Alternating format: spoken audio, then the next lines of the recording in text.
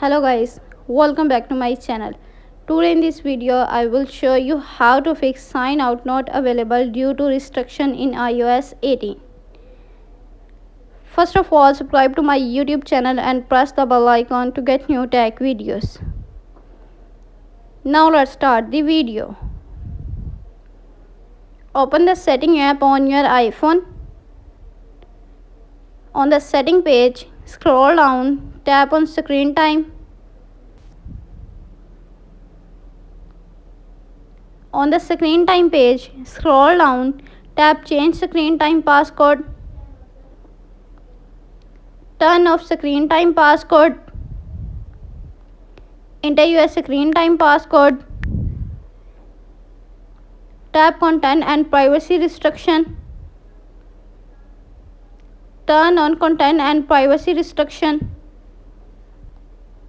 Go back setting page. Tap on Apple ID name. On the Apple ID page, check your Apple ID sign out is available or not. Thanks for watching this video.